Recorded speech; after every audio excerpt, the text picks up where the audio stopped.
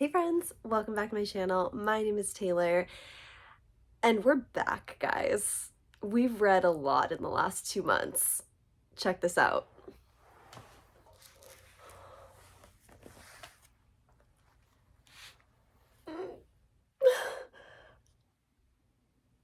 I'm proud. Let's get into it. Okay, so 2023 has officially been the year of the big books for me, as clearly seen in my September wrap-up. So these were the 8 books that I read in September. I'm finally feeling like I'm back on my reading game, you guys. This year, we were not even a slump, just life has been so crazy, like good but busy. There's just so much going on this year. So I'm glad to be back on my mojo. Like those short stacks for my wrap-ups were depressing me just a little bit. So I'm happy to be reading a lot this last couple months.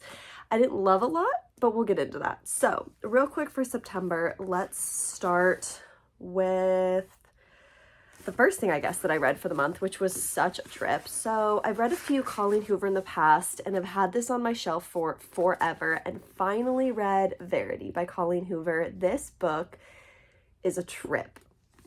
I don't even know.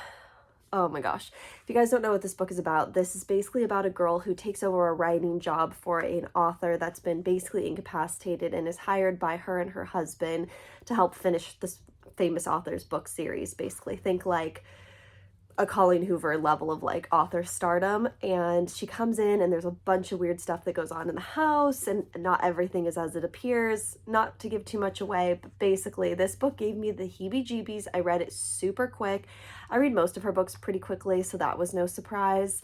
But yeah, this one was disturbing. So spoilers, if you guys want to get into this, just know that it's a very heavy topic book. There's some stuff in here that it's just a lot. So I'm not going to say that I enjoyed this, but it's one of those books that sticks with you after you put it down. It's very dark. It's very intense.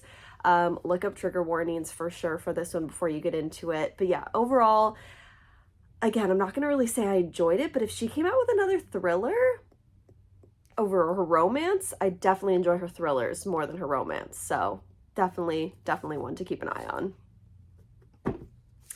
Okay, next, let's talk about, as you guys know, we're working our way through Throne of Glass, our Sarah J. Maas world. We're in it. We're here for it.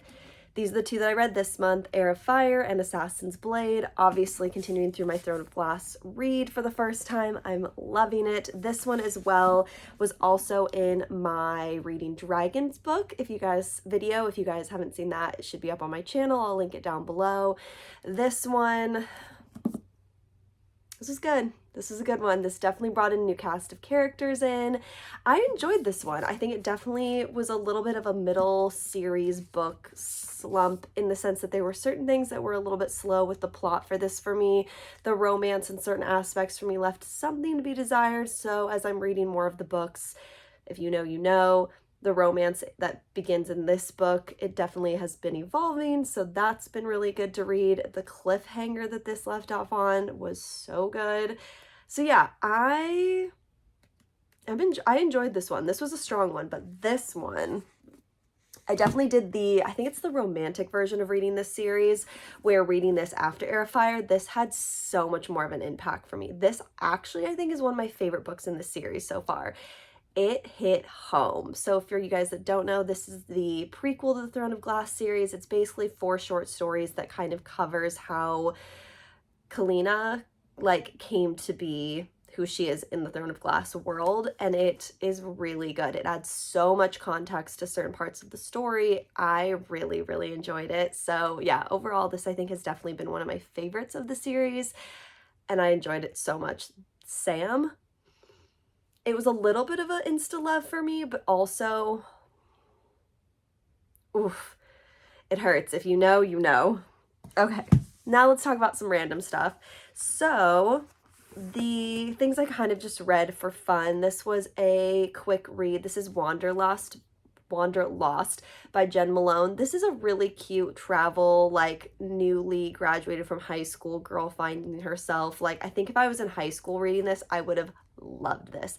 I think I've aged out of this demographic quite a bit, to be honest. Reading it now, like, it was good. It still sits with me. Like, I can still remember the story holding it, which sometimes for me reading stuff like this, it just kind of skips over. But overall, this is really cute. It's about a girl named Aubrey who basically has to take over for her sister when something happens on like a senior citizen's trip through Europe. She meets a guy, and this chaos ensues. It's really light, it's really fluffy, it's really cute. I enjoyed it a lot. But yeah, like I said, this for me was one of those, like most of these so far this month, was a 3-star. I enjoyed it. Wasn't my favorite, but it was cute. Okay, here's another one by one of my favorite authors. I will forever pick up everything that Katherine Applegate writes, especially in her middle grade series.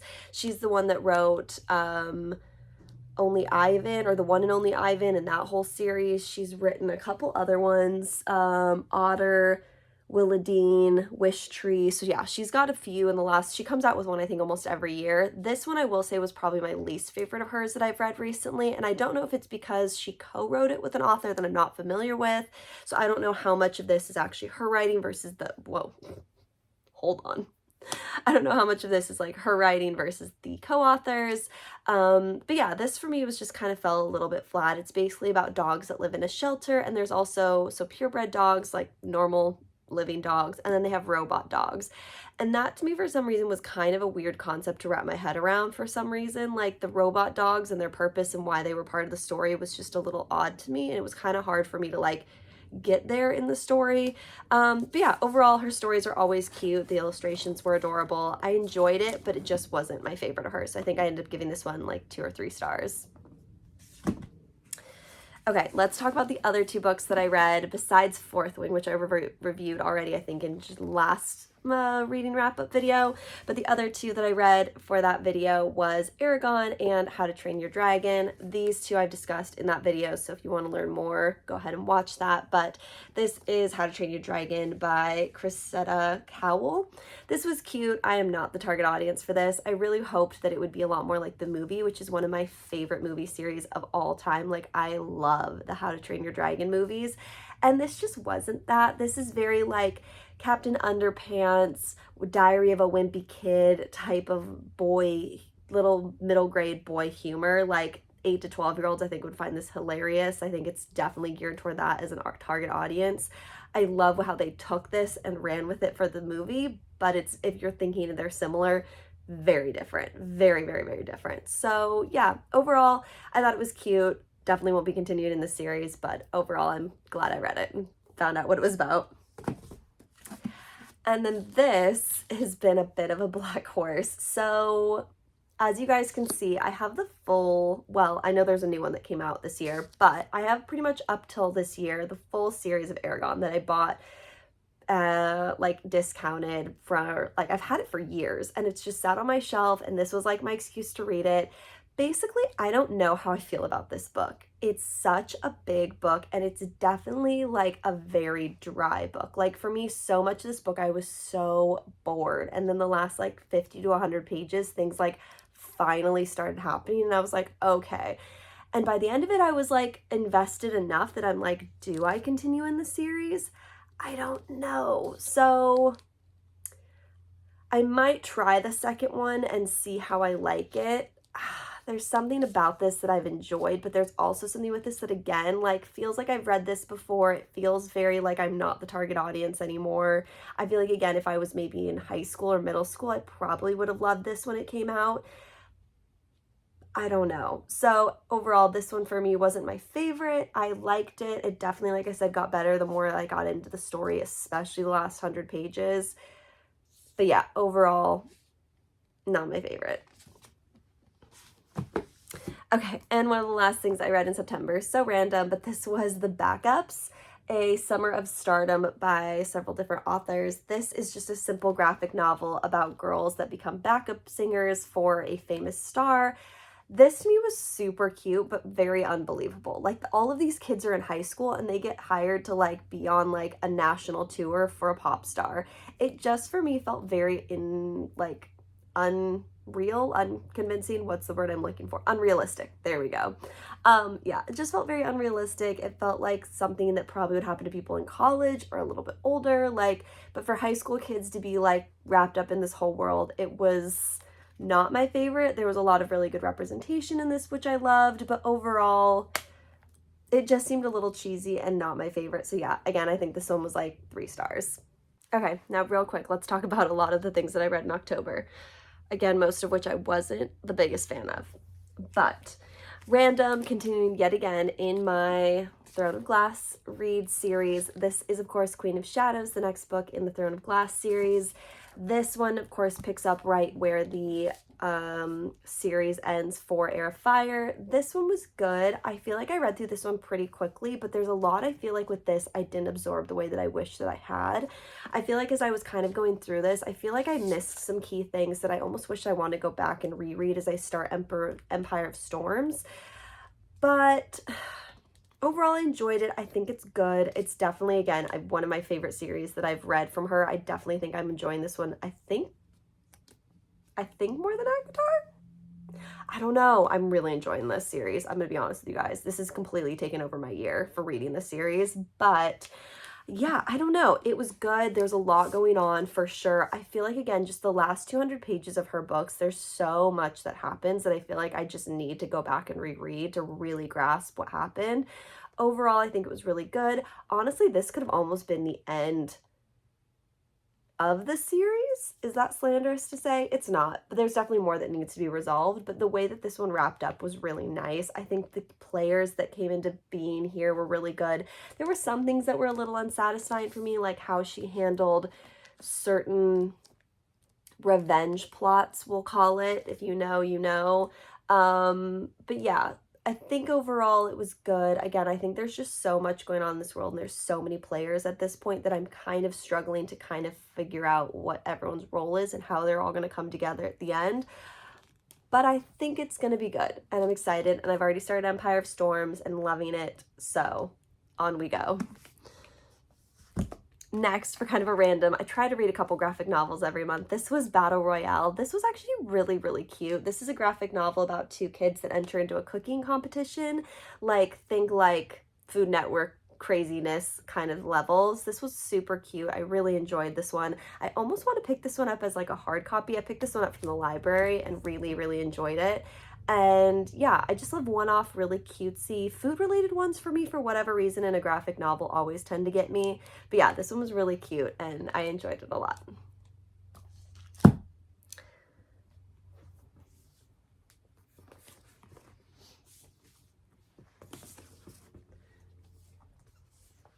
Okay, let's talk about some spooky books. But real quick, just as a one-off, this is Can I Keep Him by Stephen Kellogg. I love this man's artwork. This is a different book than I thought it would be. For some reason, I was thinking this is the one where the kid finds the minnow and it grows into like a big monster-sized thing like this guy. It wasn't. I enjoyed it. It's cute, but I think I'm probably going to donate this one and try to find the one where he grows the big fish. If you guys know which one that is, let me know in the comments below, because I can't think of what the title it is, but I'm sure I could find it on Goodreads. So yeah, cute, but random. Okay, for the spooky books. So I did put out a vlog recently reading all of some of my, not all of, but a lot of spooky books that I had on my shelves this last month. I tend to designate, as I think most people do, Halloween, October time for spooky, thriller, darker books for me, which is definitely what happened this month. So I'll be honest, I didn't really love any of them, but let's go through it. So one of the first things I read was House of Hollow by Crystal Sutherland. This is a really dark, very creepy kind of book about these girls that go into essentially another realm and come back and are very different. And it's kind of a mystery of what happened to them and what's going on with them. They have these crazy powers. They all look very different from everybody else. This one was, I'm not even going to say this one was good. I did not enjoy this one per se. This one was fine. It was creepy. It kept me interested. I read through it pretty quickly given how short it is, but it wasn't my favorite. I think for me, again, I've really aged out of a lot of young adults type of demographics for these, and spooky books for me, for whatever reason, just don't tend to do it like, I've never really given too many spooky books like 5 stars. They stick with me, but not in like a good way. So this one was fine, wasn't my favorite. Another novel that I really didn't enjoy, and if you guys saw my spooky vlog, you know, I slogged my way through Lake's Edge. This was a 2-star, maybe even a 1-star. I did not enjoy this book. I get now why it has such a low rating on Goodreads. It's just so dull. It's very repetitive. You don't care about the characters. Everything is told, not shown, and I just really didn't enjoy it. Yeah, there's not too much to say else about this. This is basically about a girl who her and her brother go to this mansion. It's got very gothic vibes to help him with basically a darkness that takes over the world. It definitely leaves off on a bit of a cliffhanger. I don't know, it just wasn't my favorite. There's almost like a weird love triangle that like makes no sense. It just wasn't my favorite. I didn't enjoy it. And yeah, like I said, wasn't a fan. The other novel that I read for the month, which actually was cute, but again, I don't know why, I just couldn't get into anything I was reading this last month. This is The Visitors by Greg Howard. This is basically about a ghost that lives on an old southern plantation, and basically these kids come to visit to solve the mystery of what happened to the murder of a boy that lived on the plantation. So it was cute, again, creepy, spooky vibes. I think I liked this one probably the most out of any of the novels that I read this month. But again, it wasn't my favorite. I feel bad saying that because it is really cute. The rep in this is great, but overall just wasn't my favorite. It's cute. The mystery was pretty easy to solve. Like, I think I definitely figured it out before the plot twist was revealed. It is, I will say, a very dark book, so if you do want to look into them, definitely look up trigger warnings for this before you go into it. But yeah, overall, 3 stars. Everything the last 2 months has been like 3 stars except for the Throne of Glass books. That's been like my saving grace the last 2 months. So I don't know. Okay. Couple graphic novels. Again, these were in my vlog, so we'll be quick. The Raven and Coraline by Neil Gaiman. This is obviously a graphic novel of Edgar Allan Poe's stories. This was good. Again, dark, spooky, creepy. Not totally my favorite, but it was good context for some of the Edgar Allan Poe stories I've never read before. Man is dark. Man is very dark, and I'm more of a girl that travels in the light, so it wasn't my favorite, but fun for the spooky time of year. Same with Coraline. This definitely follows, of course, the traditional Coraline story. The art was cute in it. I just kind of, again, I don't know, I was bored this last month with reading a lot of this stuff, so 3 stars. It was cute. I have the original novel as well, too. It was fine. Okay, and the last 2 things that I read for this month. First one was Witch Witch by Eva Ibbotson. This is a very like Roald Dahl-esque story about a wizard who basically wants to find a witch to be his wife through a fun series of unfortunate events. This was cute. Again, it definitely read like a Roald Dahl book to me. It's quirky, it's funny, it's cute, the characters are fun. And yeah, I actually really enjoyed this one. This one I thought was pretty cute. It's just middle grade. It's short. I read it in a couple of sittings once I actually got into it. And yeah, it was fun. I think it was cute. I saw the ending coming. The plot twist was pretty easy to see, but again, I'm not the target audience. So overall, if you want to find a spooky book for next year, I think this one's kind of cute.